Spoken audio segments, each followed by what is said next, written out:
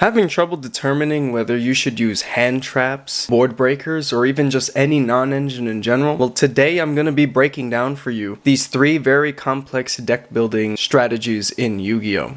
Starting with the hand trap. So Spooky Dogwood. Spooky Dogwood, I would say definitely side worthy. The reason being is because Spooky Dogwood still plays with the time rules that we currently have with Yu-Gi-Oh! And especially if you also have a deck like, let's say you're playing Millennium, play Spooky Dogwood and it will kind of offset the life point cost that you have to do to activate your Millennium cards. Moving on, we actually have Shifter. If you can play it, play it. The card is too good. I mean, it turns off basically every top meta deck in the game. Ash, also in the same boat as Shifter. Ash basically just hits all the major cards in the game, like Branded Fusion, any card that can send from the deck to the graveyard, so most of the Fiendsmith cards, etc. Next up, we have Effect Veiler. Effect Veiler kind of plays in the same way as Ash and Shifter, in that you should definitely be playing Veiler if you can. Veiler hits basically any normal summon card that your opponent would have, so like the one Snake Eye Ash that we have to deal with now, Samsara Delotus before, it gets its effect off the tribute.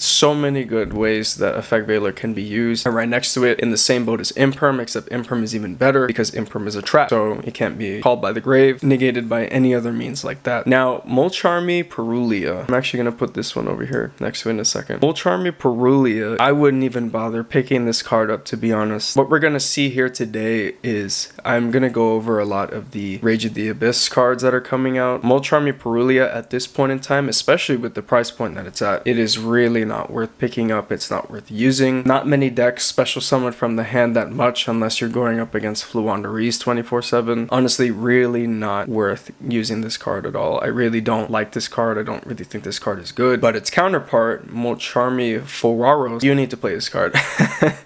Unfortunately, this card was printed in Secret Rare, so it's not going to be as accessible. And it really is unfortunate because this card is honestly one of the biggest meta impactors from Rage of the Abyss. I mean, basically every deck in the game currently summons at least 3 or 4 times from the extra deck, so Molcharmy Foraros would basically be like mini Maxi at this point. So moving on, we have Ghost Mourner and Moonlit Chill. This card, I would say, is a bit of a sleeper card. Reason being is because while it isn't as powerful as Effect Veiler and Imperm, it still has its applications in that there are still a lot of special summon monsters that Ghost Mourner can hit where, you may have exhausted your Effect Veiler or Imperms. Moving on, we have Ghost Ogre. Ghost Ogre definitely main deckable. I don't think that it's as strong as the hand traps that I have listed above it, but I do think that Ghost Ogre has its applications, especially with Rage of the Abyss coming around. Fire Kings are going to be relevant again because of the fact that they are getting volcanics, so hitting Fire King Island is probably going to be more crucial than ever nowadays, and especially too with Runic actually being one of the decks creeping up as a contention. Ghost Ogre definitely is going to have more impact this format.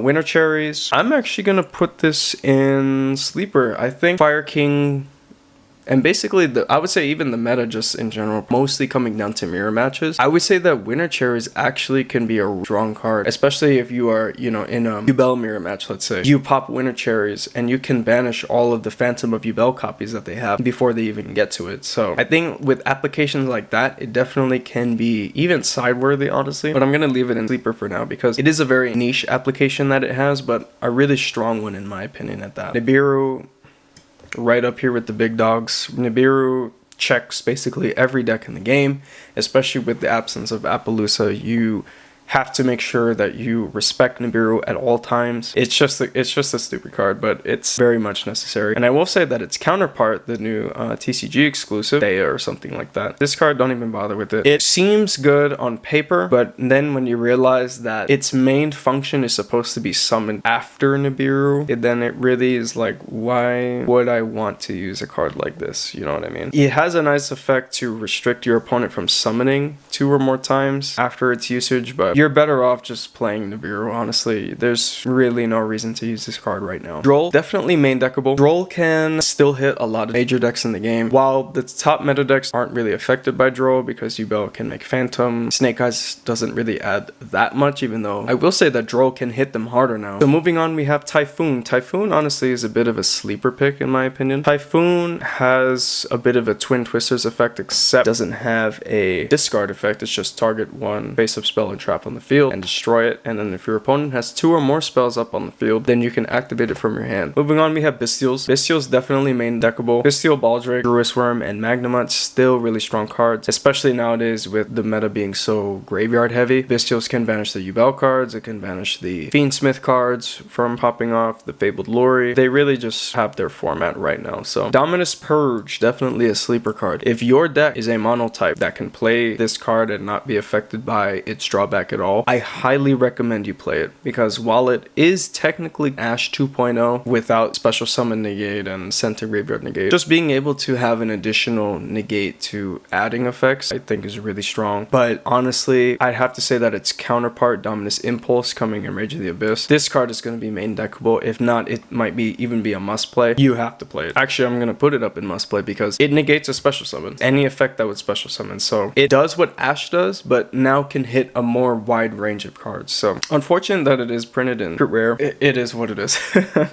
So moving on, we have the Heralds and the more like inherent hand trap cards.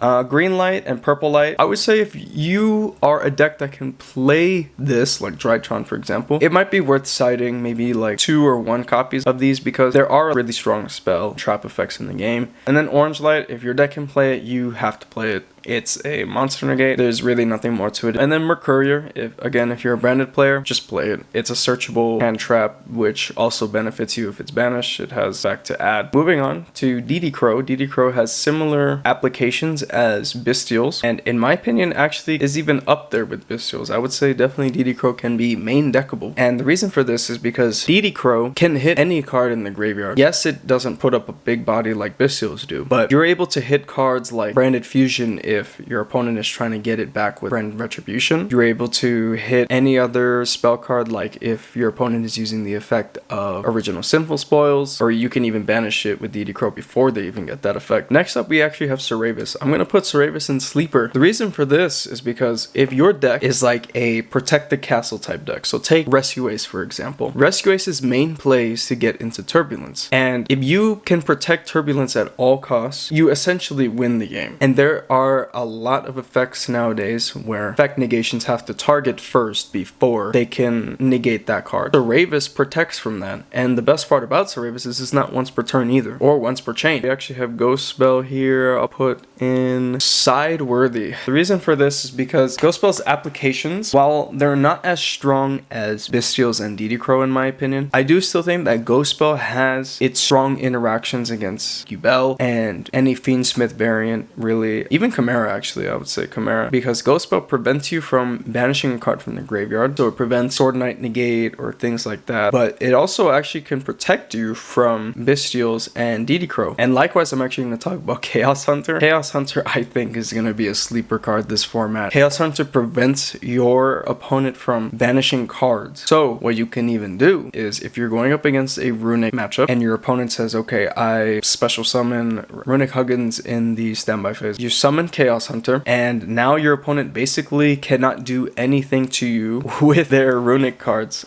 because all their Runic cards have the banish effect attached to their second effects. It actually will just turn off the Runic cards completely. Moving on, we have Phantasme. Outputs Phantasme in the Sideworthy. Link cards are still really strong nowadays, even with the absence of Appaloosa. You still have cards like Little Knight running around, Muckraker for Yubel. It's still nice to have at least some ways to draw extra cards. Moving on with Skullmeister. Skullmeister actually could be kind of in the same boat as Ghost Spell. The reason I say this is because Skullmeister can negate any effect in the graveyard. While it is somewhat similar to Ghost Spell, there are certain cards that Ghost Spell can't hit that Skullmeister can. If you're going up against any matchup that is extremely graveyard heavy, you could side deck this in with the Ghost Spell, and honestly, you'll probably just win. Next up, we have Vitals. Don't bother. Just play any other card that can destroy a field spell. There's so many better cards that can deal with field spells over Vitals, so there's really not a reason to use it right now. Hardcore Ashen main then.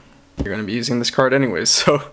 But Vitals definitely I don't think is worth using. And now we have the C cards. I would honestly say don't really bother with the C cards. You're better off just using cards like Imperm Valor, Dominus Impulse, Fawaros if you can afford it, and just really any of these top cards over the C cards. And that will wrap up the hand traps. So Jumping straight into the board breakers, starting with evenly match. In my opinion, every deck needs to respect evenly match because it is a really big blowout card, especially if you're a deck like Runic, who doesn't even need their battle phase to win. This card is basically just free. Highly recommend that you keep this either in your side deck going second, or if you're able to main board it, just put it in. The same goes for Dark Ruler. You see your opponent playing Yubel, they put up a wide range of board negates, and then you just say Dark Ruler.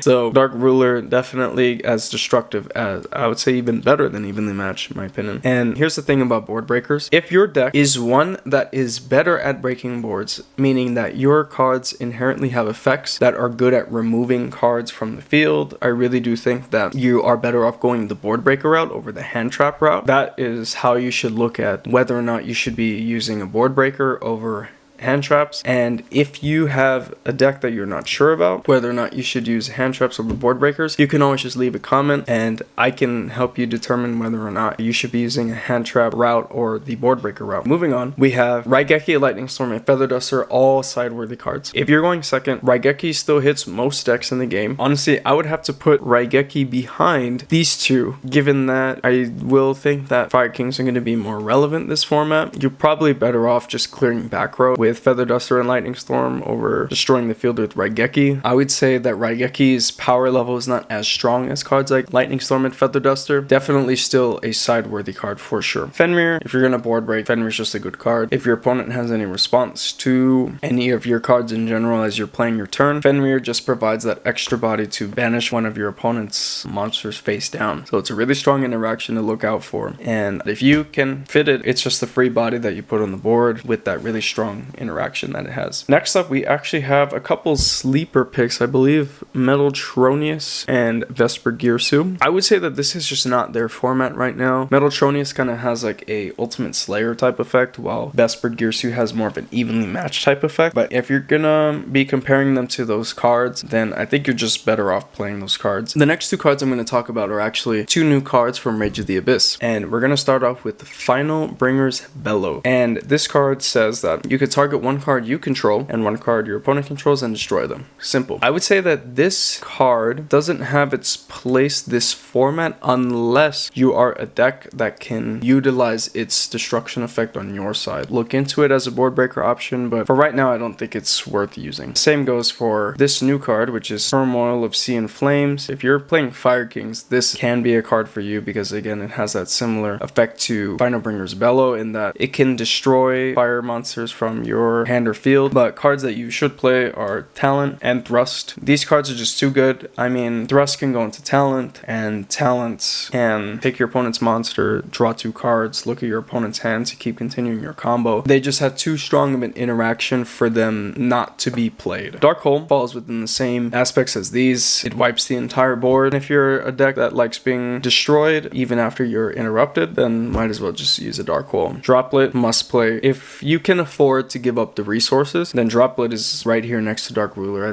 These are the pinnacle of board breakers because Droplet does not target, can prevent your opponent from responding to the activation of Droplet depending on what you send. Droplet right there with Dark Ruler. It's just a really strong card. Now we're moving on to the more tribute heavy board breakers. Starting off with Sphere Mode. Sphere Mode can have a better trade-off when compared to Lava Golem and any Kaiju. Sphere Mode, while you can't really hit into it after you've used it, a lot of decks this format are putting up 3 or more Omni Negates or strong monster negates, and if your deck can afford not to normal summon that turn, Sphere Mode is just a blowout card. Even the same goes for Ultimate Slayer. I would put it up here in sideworthy. If you have the extra deck space, Ultimate Slayer is a no-brainer because your opponent can't respond to this card's activation. Then Ultimate Slayer just becomes an Omni removal for you and can deal with any card that your opponent has, and the same goes with Cosmic Cyclone. Cyclone hits cards like Fire King Island and Runic in ways that these cards can't, in that even if you're going first and you're main decking Cyclone, you can still set it because it's a quick play spell and still use it on your opponent's turn. And also, I'm going to mention the other tribute card that I have, which is Kurikara. I would say don't really bother with this card. It's not worth using. The same goes for Super Poly and Pankratops and Twin Twisters. They just don't provide enough interaction nowadays, especially with like Super Poly not really have that many targets. And if you're going to use cards like Pankratops and Twin Twisters, you're better off just using using Fenrir, Evenly Matched, any of these top cards. Change of Heart I would put here, but I do still think that take cards, I'm basically just summing up Change of Heart with Snatch, Steal, Mind Control. This card just doesn't have the same application as Talent, because Talent does what take cards want to do, but also can do more. So if you wanted to play Change of Heart, you're better off just playing 3 Talent instead. And then finally we have Book of Eclipse, which I can put maybe not this format, because while it still has some strong interactions with dodging cards like Imperm and Baylor, it really doesn't do much outside of that, because yes, you can flip your opponent's monsters face down, but then you now have to guarantee that you can break that board, otherwise you're just going to give them like a draw 3. I really don't think the trade-off is worth using over cards like Dark Ruler, Evenly Matched, any of these top cards. And that brings us to our third and final topic of the video.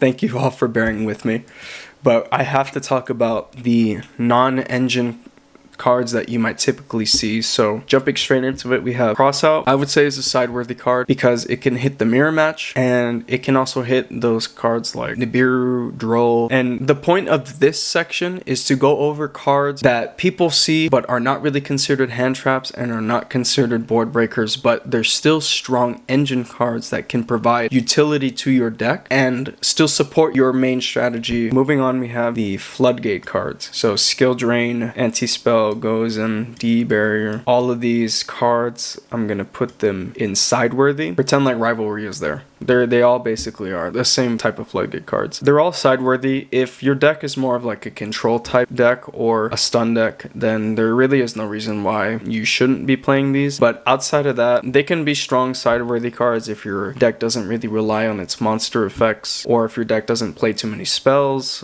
You can play Anti-Spell. Now I'm actually going to talk about Called by the Grave next, and this is just like a must play card. Yes, it's a one of, but Called by the Grave does what Crossout does. Actually, you know what? I'm actually going to put these up together, because I was going to say that they do somewhat of a different type of negating effect, but honestly, I would say in some applications, Crossout is actually stronger than Called by. It just hits everything. It really just hits everything. But moving on, we have the Pot cards. A lot of people don't really know how and why they should be using Pot of Prosperity over like Pot of Extravagance. If your deck does not need the extra deck at all, these two are no-brainers. But if your deck needs the extra deck enough to a point where you can't really afford to be either banishing 3 cards or randomly banishing 3 of those cards, then it's going to depend on your deck. Especially with Prosperity being limited to 1 nowadays, it's going to be really hard to take advantage of it, but just play these cards even if Prosperity is at 1. And I would say Pot of Desires and Pot of Duality fall like at the bottom of highly depends on the deck. I personally don't really like Pot of Desires. I used to play it in a deck like Sword Soul, and the reason why you would play it is because you are playing max copies of all your cards in the deck. So statistically, Pot of Desires shouldn't really be banishing everything that you need, but I personally don't like taking a risk like that, and in my experience, Pot of Desires has always been a really bad banish for me, so I really can't recommend this card. Even if you're playing max copies of this card, you're probably just better off finding a different route to your consistency. But Duality definitely is better. I would say even Duality is up here, because if your deck doesn't really rely on special summons, take Fluana Reese for example, where it's purely normal summons, then it basically gives you an extra prosperity effect. So moving on, we actually have the Solemn cards. Solemn Judgment is a must play non-engine card if you can afford to pay that heavy toll, because it negates everything. But then that brings us to the other Solemn cards. I really do think that Solemn Warning is more of a sideworthy card over these cards,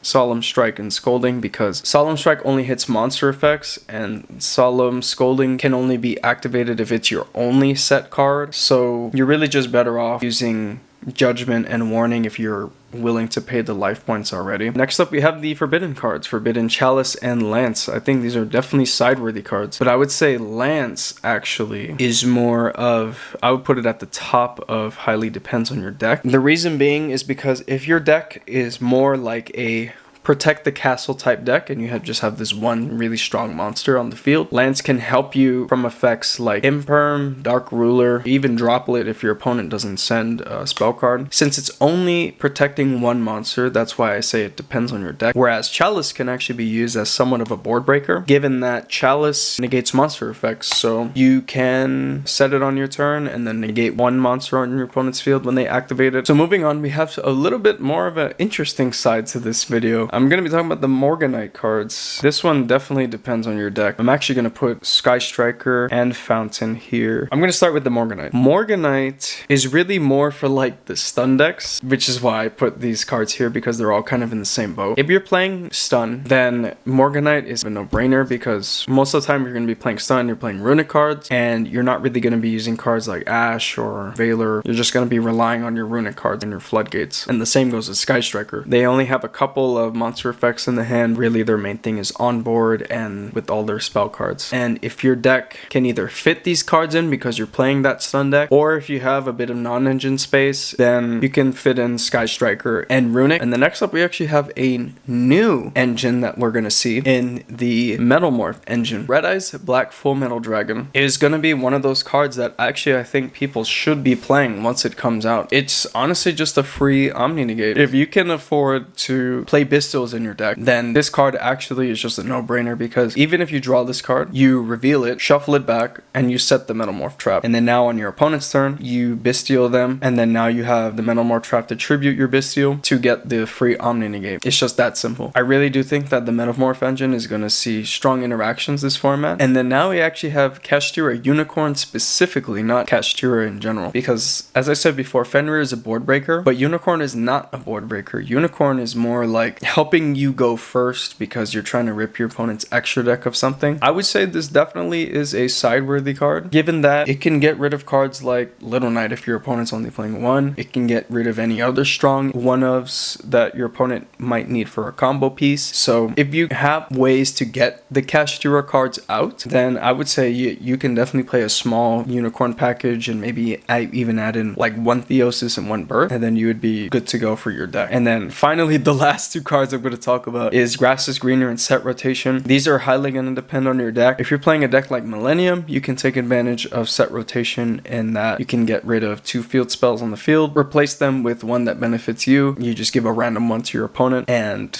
it kind of has that interaction where it can be somewhat of a field spell removal and then prevents your opponent from activating different field spells if they rely on that. The same goes with Grass. The Grass, I'm actually going to put it up here because it is a really strong card. If you're playing Branded, Grass is Greener is just good in your deck because you're most likely already playing 3 Thrust. You just thrust into Grass, and then this card can really feel like a blowout card when you activate it, but it is really deck dependent because not all decks can take advantage of this. 1, not all decks can play in the graveyard that well, and then 2, not everyone wants to be risking 60 cards, especially for a limit 1 card. So thank you all for bearing with me in this very, very long video, but I really hope that you learned something from it, and I will catch you all next time.